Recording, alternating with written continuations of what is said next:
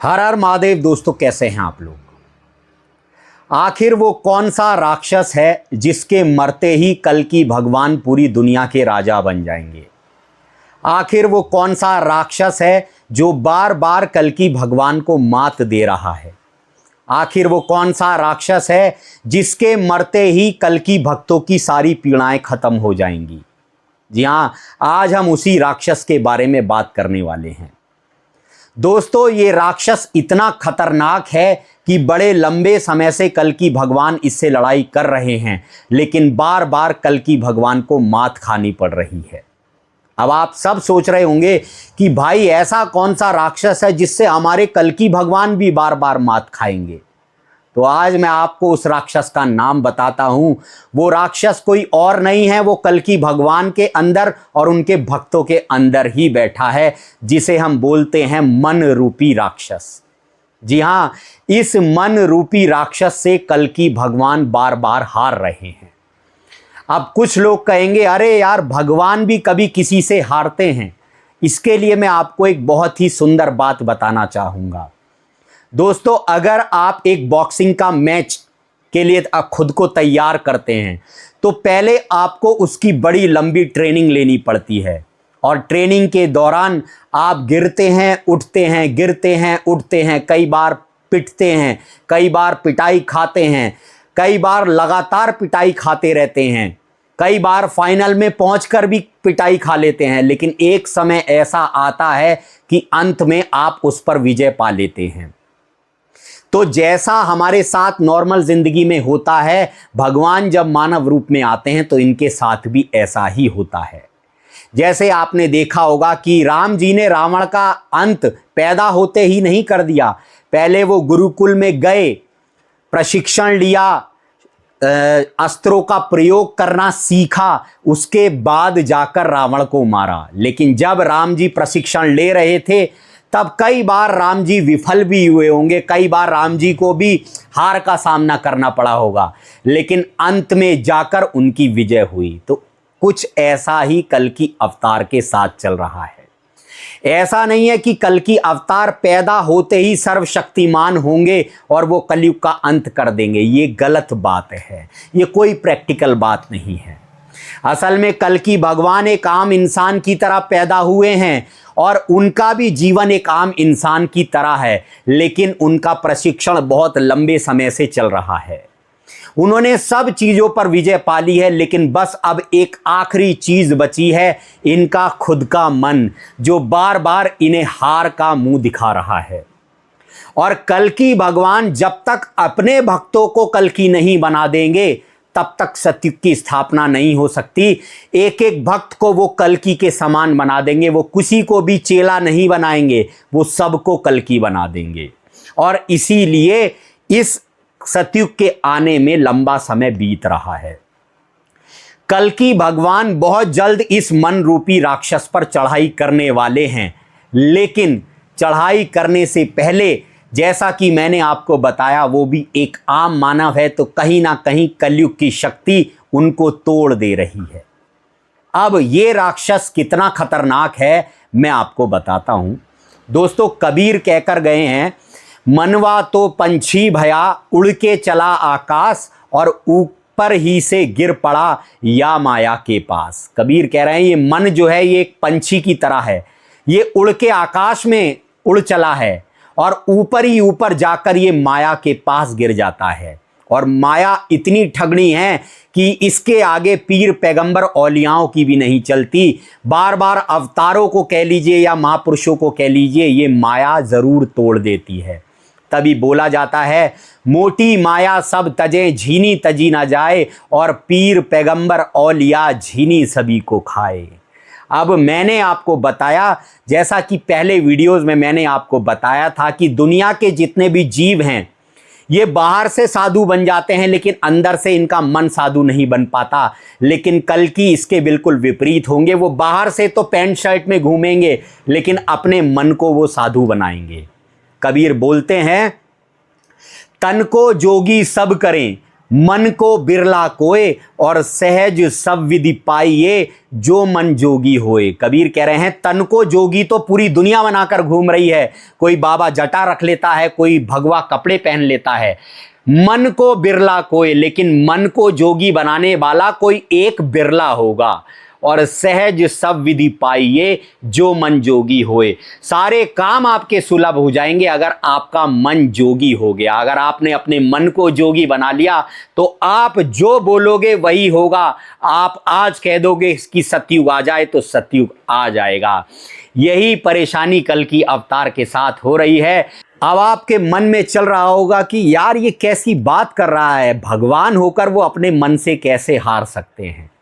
दोस्तों, ये मन बहुत ही चालाक है, हमारे ही अंदर छुपा रहता है और हमें भनक भी नहीं होती। हम ये सोचते हैं कि राक्षस कहीं बाहर है, लेकिन असल में ये मन ही सबसे बड़ा राक्षस है। इस मन ने बड़े बड़े ऋषि मुनियों को, जो बड़ी बड़ी तपस्या कर कर बैठे थे, पल भर में भटका दिया। जो अपने मन को वश में कर कर बैठ जाते थे, लेकिन जरा सा मन में जब पाप आया तो बड़े बड़े ऋषि मुनि भी डिग गए। बड़ी बड़ी सुंदर स्त्रियों को देखकर ऋषि मुनियों ने अपनी जीवन भर की तपस्या एक पल में खो दी, इस मन के कारण। अगर मन का उल्टा करते तो अपनी तपस्या को बचा लेते।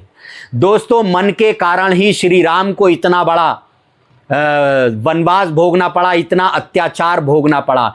अगर मन के वश में ना होते तो श्री राम भी कभी भी सीता माता का परित्याग नहीं करते। अगर मन का उल्टा करते तो परित्याग नहीं करते।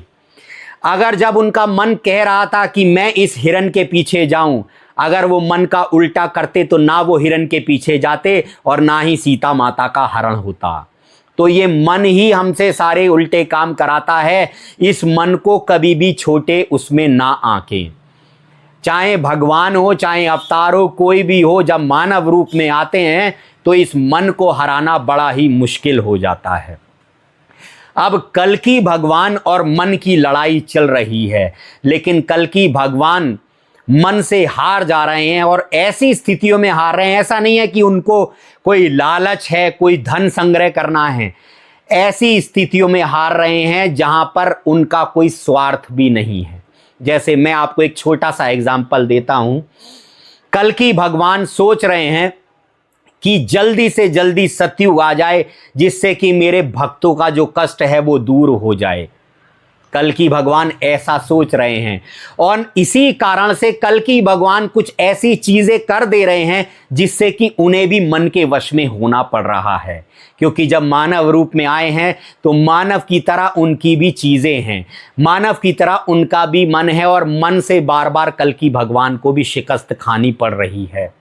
मान लीजिए ऐसा एग्जाम्पल मैं आपको देता हूं, सच को आगे बढ़ाने के लिए कल्कि भगवान को भी कुछ ऐसा करना पड़ रहा है जिससे कि उनको भी मन के सामने हारना पड़ रहा है।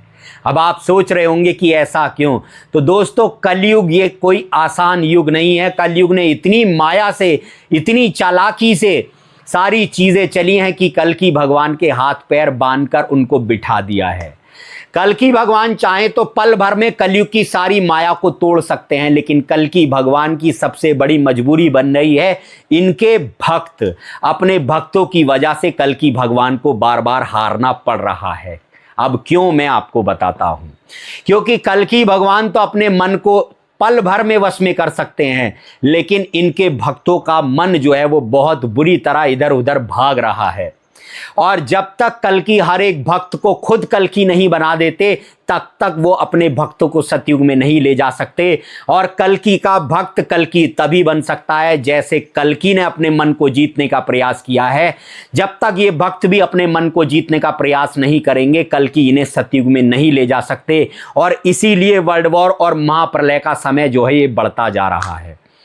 लेकिन कल्कि बहुत जल्द कुछ ऐसी क्रिया करने वाले हैं कि जिससे कल्कि भगवान खुद भी और अपने भक्तों को ऐसी शक्ति दे देंगे कि मन को जीतने का इनके अंदर बड़े उत्साह जागेगा और ये खुद अपने मन को जीत लेंगे। दोस्तों, मन को इतना खतरनाक बताया है जैसे आपकी जीभ सारे चिकने पदार्थ खाती है, लेकिन खुद कभी भी चिकनी नहीं रहती। आपकी जीभ ही आपको पिटवाती है, लेकिन जब पिटता है तो आपकी शरीर पिटता है, आपकी जीभ अंदर ही अंदर बैठकर मजे लेती है। आज आप जीभ से किसी को भी उल्टा सीधा कुछ बोल देते हैं तो कार्रवाई आपके ऊपर होती है, आपकी जीभ के ऊपर नहीं। तो मन कुछ ऐसा ही खतरनाक होता है। मन के बहुतक रंग हैं, छिन छिन बदले सोए, और एक रंग में जो रहे ऐसा बिरला कोई। मैंने आपको कई बार बताया है, कबीर साहब ये साधु या बिरला वर्ड जो प्रयोग कर कर गए हैं, ये कल्कि भगवान के लिए ही कर कर गए हैं।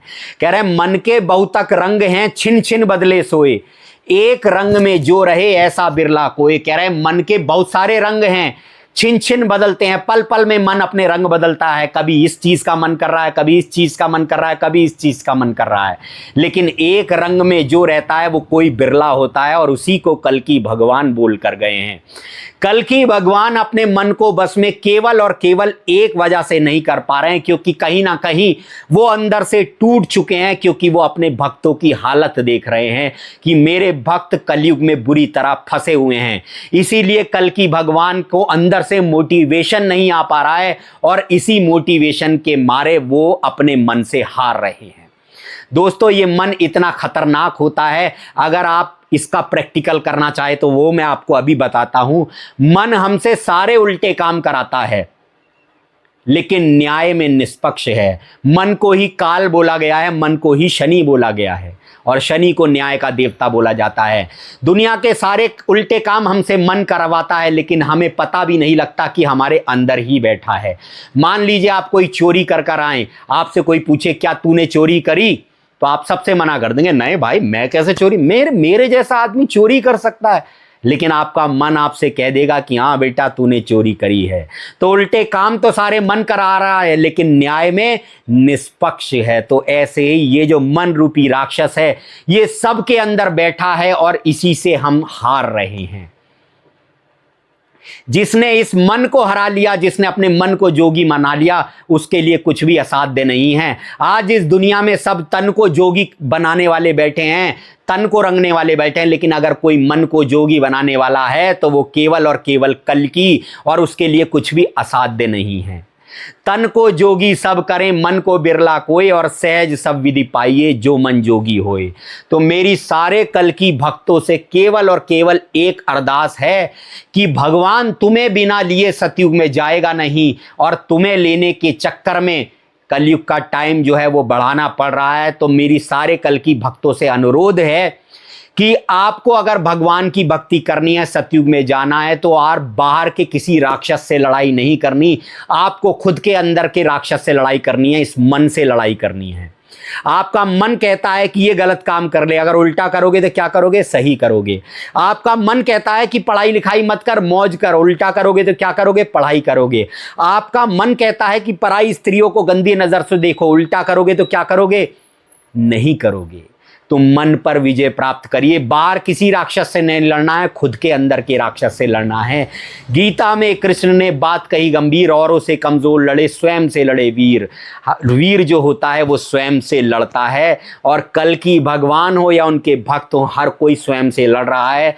और एक बात, बहुत जल्द जिस दिन कल्कि भगवान ने देख लिया कि मेरे भक्त अब उठ खड़े हुए हैं, और जिस दिन कल्कि भगवान ने अपने मन पर पूरी तरह विजय प्राप्त कर ली, उस दिन परमाणु बम इस दुनिया में गिर जाएगा।